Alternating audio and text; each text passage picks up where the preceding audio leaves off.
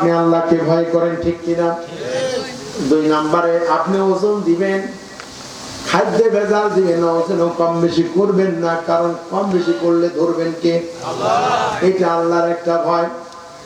আপনি কথা বলবেন, মিথ্যে বলবেন না, কারণ মিথ্যে বললে মুনাফিক হয়ে যায়। ওয়াদা করলেন, ওয়াদা ভঙ্গ করলেন না, কারণ ওয়াদা ভঙ্গ করলে মুনাফিক হয়, ঠিক কিনা? এইভাবে যদি আমরা গুনাহ করি তাহলে আল্লাহকে ভয় করা হবে না। ভয় গুনাহ না করে নামাজের হুকুম, নামাজ আদায় করলাম, নামাজ থেকে বিরত থাকলাম না, এটা হলো আল্লাহর ভয়, ঠিক কিনা? এই জন্য আল্লাহ পাক কোরআনুল কারীমের মধ্যে বলেছেন, ইন্না আকরামাকুম ইনদাল্লাহি আতকাকুম। আমার বান্দাদের ভিতরে আমার কাছে সবচেয়ে প্রিয় এই ব্যক্তি যে সবচেয়ে বেশি আমি আল্লাহকে ভয় করে। জোরে কোন সুবহানাল্লাহ। দুই নাম্বার হলো হুসনুল খুলক, উত্তম চরিত্র। চরিত্র কারে বলে জানেন? জি, চরিত্র। চরিত্র কি দেখা যায় না, অনুভব করা যায়। কি বলেন, ঠিক না? নিজের বউ বাদ দিয়ে অন্যের বউয়ের দিকে তাকানো, এটা ভালো মানুষের কাজ না খারাপ মানুষের কাজ? ভালো মানুষের কাজ। লেখাপড়া বাদ দিয়ে গার্লস স্কুলের সামনে যুবকরা, তরুণেরা এতিমের মতো খাড়ায় থাকে, ভালো কাজ? চরিত্র ধ্বংসের কারণ, ঠিক কিনা?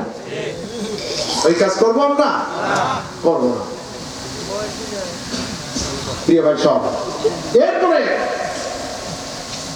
জাহান্নামে যাবার যে কারণগুলি আমি বলবো। তাহলে এক নম্বর জান্নাতে যাবার কারণ হলো আল্লাহর ভয়। দুই নম্বর উত্তম চরিত্র হতে হবে, ঠিক কিনা? আল্লাহ আমাদেরকে মাফ করে দিন, বলেন আমিন। নবীজি আবার বলেছেন, আতাদরুনা মা ইয়াদখুলুন নাস আন-নার। আমি কি বলবো না কোন জিনিস তোমাদেরকে জাহান্নামে দিয়ে দিবে? আল্লাহর নবী বলেছেন, আল-ওয়াজু আফানে, সেটা হলো দুইটি জিনিস, দুইটি গহ্বর। কয়টি জিনিস? দুইটি জিনিস মানুষকে জাহান্নামে দিবে। আল-ফাম ওয়াল ফারাজ, একটি হলো মুখ, আর আরেকটি হলো জননেন্দ্র লজ্জা স্থান। এই মুখের কারণে মানুষ জাহান্নামে যায়। মুখ দিয়ে বিষ বের হয়, তীর বের হয়, এমন কথা বলে মানুষকে অপমান করে সামনে, ঠিক কিনা? আল্লাহ রাসূল বলেছেন না, আল্লাহ রাসূলের সাহাবী আমিরুল মুমিনিন খলিফাতুল মুসলিমিন হযরত ওমর রাদিয়াল্লাহু তাআলা আনহু বলেছেন, হযরত ওমর বলেছেন, মানুষের মুখের কথায় যতটুকু মানুষকে কষ্ট দেওয়া হয়, নিক্ষিপ্ত তীর যদি বেঁধে যায় তবু মানুষের এত কষ্ট হয় না। মানুষের কথার আঘাত এটা কঠিন তিক্ত, আল্লাহর কাছেও তিক্ত, ঠিক কিনা? তাহলে এখানে কয়টি কারণে জাহান্নামে যেতে হবে? কথা কয় না ভাই? দুটি কারণে। এক নম্বর মুখের কারণে, দুই নম্বর লজ্জা স্থান। আল্লাহ আমাদেরকে মাফ করে দিন, বলেন আমিন। প্রিয় ভাইরা আমার, এক নম্বর আপনাদেরকে আমি শোনালাম। এক নম্বর এই কোরআনের এই সূরার দুইটি জিনিস যে বলতে চেয়েছিলাম, দুইটি পাপের কথা। এক নম্বর হলো আমি বলেছি প্রকাশ্যে এবং গোপনে কি করা? নিন্দা করা। কি করা? নিন্দা করা, গীবত করা। এই মানুষ নিন্দা করাতে কখন বিরত থাকে? কবি সম্রাট আলাম ইকবাল বলেছেন, কম মাযহাব সে মাযহাব জো নেহি তুম ভি নেহি। এই এই কিছু দরকার আছে? আচ্ছা আচ্ছা, তাহলে তো আদেশ। হ্যাঁ জি জি,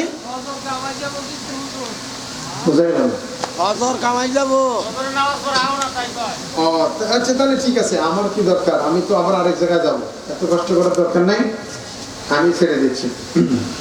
কারণ আমি কথা বলি আলহামদুলিল্লাহ, কোনো কোনো জায়গায় একটা বেজে যায়, যদিও ঠিক না। আমাদের নির্দেশনা আছে 11টার মধ্যে কথা বলা, কিন্তু আমার 11টা স্টেজে দিলেন না, সেটা আমার দোষ বলেন। কিন্তু আমি চেয়েছিলাম আপনাদেরকে একটু বুঝিয়ে দিতে। ওয়াজ তো প্রতিদিনই শোনেন, কিন্তু আমরা তো সত্য কথা বলতে পারিনি। আমি এখন যেমন কথা বলছি, এই বিগত 17 বছর আমি এইভাবেই কথা বলেছি, আমি এভাবেই বলেছি, বাতিলের বিরুদ্ধে সব সময় অটল ছিলাম। এবার আপনাদেরকে 2 নম্বর বিষয় আমি একটু কাজ দিব, যেটাই ভাইদের উপকার হবে, মাদ্রাসার কল্যাণ হবে, সেই ব্যাপারে আমার কথা। 1 নম্বরে কি? 1 নম্বর অপরাধ প্রকাশ্যে গোপনে নিন্দা করা, ঠিক কিনা? 2 নম্বর আল্লাযী জামা মালা ওয়া আদ্দাদা, যে অর্থ জমা করে আর বারবার গনে, মানে আল্লাহ অর্থ করে দিয়েছেন, কৃপণতা করে, সেটা আল্লাহর রাস্তায় খরচ করে না, এটা অত্যন্ত জাহান্নামের জন্য কাছাকাছি অবস্থান, কি ঠিক কিনা? আল্লাহ নবী বলেছেন সম্পদের ব্যবহার সম্পর্কে বলছি, দানকারী ব্যক্তি মানুষের কাছাকাছি, দানকারী ব্যক্তি আল্লাহর নিকটবর্তী, দানকারী ব্যক্তি জান্নাতের একেবারে কাছাকাছি। আর বখিল ব্যক্তি মানুষ থেকে দূরে, বখিল ব্যক্তি আল্লাহ থেকে দূরে, বখিল ব্যক্তি জাহান্নাম থেকে একেবারে কাছে। কারীবুম মিনান নার, আল বাখিলু কারীবুম মিনান নার, বখিল ব্যক্তি জাহান্নামের কাছাকাছি। প্রিয় ভাইরা আমার, এই যে অর্থ জমা করে আল্লাহর কাছে, অর্থ কোনো কাজ নাই, কোনো উদ্যোগ দিয়ে লাভ হবে না। লা ইয়ানফাউ মালু ওয়ালা বানুন। আল্লাহ রাব্বুল আলামিন দেখবেন না কারো ধন সম্পদ, দেখবেন না কোনো সন্তান সন্ততি, আল্লাহ দেখবেন তাকওয়া, ঠিক কিনা? আল্লাহ সম্পদ দেন, আল্লাহর রাস্তায় ব্যয় করতে হবে। কোরআনুল কারীমের সূরা মুনাফিকুনের ভিতরে আল্লাহ পাক বলেছেন, বলবো আমি, আল্লাহ রাব্বুল আলামিন বলেন, ইয়া আইয়ুহাল্লাযীনা আমানু লা তুলহিকুম আমওয়ালুকুম ওয়ালা আওলাদুকুম আন যিকরিল্লাহ ওয়া মান ইয়াফআল যালিকা ফাউলাইকা হুমুল খাসিরুন। সূরা মুনাফিকুনে আল্লাহ পাক বলেছেন 9 নম্বর আয়াতে, হে বিশ্বাসীগণ, হে ঈমানদারগণ, তোমাদের ধন সম্পদ সন্তান সন্ততি যেন তোমাদেরকে আল্লাহ স্মরণ থেকে গাফেল করে না দেয়। ওয়া মান ইয়াফআল, যে এমন কাজ করবে, ফাউলাইকা হুমুল খাসিরুন, অবশ্যই সে ক্ষতিগ্রস্ত হয়ে যাবে। নাউযুবিল্লাহ। সন্তান সন্ততি ধন সম্পদ আরো চাই, আরো গাড়ি, আরো বাড়ি, কিন্তু এর মধ্যে যে গরিবের হক আছে এদিকে খেয়াল নাই, ঠিক কিনা? এদের জন্য ক্ষতি, ফাউলাইকা হুমুল খাসিরুন, এরাই হবে সবচেয়ে বেশি ক্ষতিগ্রস্ত। নাউযুবিল্লাহ। আল্লাহ রাব্বুল আলামিন কোরআনুল কারীমের ভিতরে বলেছেন, ইয়া আইয়ুহাল্লাযীনা আমানু হাল আদুল্লুকুম আলা তিজারাতিন তুনজিকুম মিন আযাবিন আলীম। হে বিশ্বাসীগণ, হে ঈমানদারগণ, আমি কি তোমাদেরকে বলবো না, আমি কি তোমাদেরকে এমন একটি ব্যবসার কথা বলবো না, যে ব্যবসাটা করলে তোমরা জাহান্নামের আগুন থেকে বেঁচে যাবে? সুবহানাল্লাহ বলবেন না? এমন কি ব্যবসার কথা বলবো না, যে ব্যবসা তোমাদেরকে জাহান্নামের আগুন থেকে বাঁচাবে? আল্লাহ পাক উত্তর দিলেন, তুমিনুনা বিল্লাহি ওয়া রাসূলিহি ওয়া তুজাহিদুনা ফি সাবিলিল্লাহ বিআমওয়ালিকুম ওয়া আনফুসিকুম যালিকুম খায়রুল লাকুম ইন কুনতুম তা'লামুন। সুবহানাল্লাহ। সেই ব্যবসাটি হলো তোমরা আল্লাহর উপরে ঈমান আনবে, রাসূলের উপরে ঈমান আনবে, রাসূলদের উপরে ঈমান আনবে। অতুজাহিদুনা ফি সাবিলিল্লাহ, আল্লাহর রাস্তায় জিহাদ করো, সংগ্রাম করো, বিআমওয়ালিকুম, তোমাদের সম্পদ দিয়ে, ও আনফুসিকুম, এবং তোমাদের জীবন দিয়ে। সুবহানাল্লাহ। যদি এমন করো তাহলে তোমরাই হবে সফল কাম। আমরা কি সফল কাম হতে চাই? আমরা কি ব্যবসায় লাভবান হতে চাই? প্রিয় ভাই সব, আরো গুরুত্বপূর্ণ একটা হাদিস ছিল, আপনাদের কষ্ট হবে। আমরা রাত্রি 1টা-1:30 শুইল আলহামদুলিল্লাহ ফজর নামাজ জামাতে পড়তে পারি, আমরা অভ্যস্ত। আপনাদের হয়তো অভ্যাস নাই, এই জন্য অনেকে পারেন না। আবার অনেকে 10টায় শুইল অভ্যাস নাই। আর মোবাইল দেখতে দেখতে দেখতে যখন আর চলে না, মোবাইল এক জায়গা ও এক জায়গা ঘুমায় থাকে। কখন আজান হয়, যখন আজান হয় তখন তার ঘুম কেবল শুরু হয়। এই অবস্থা এখন বেশি চলতেছে, ঠিক কিনা?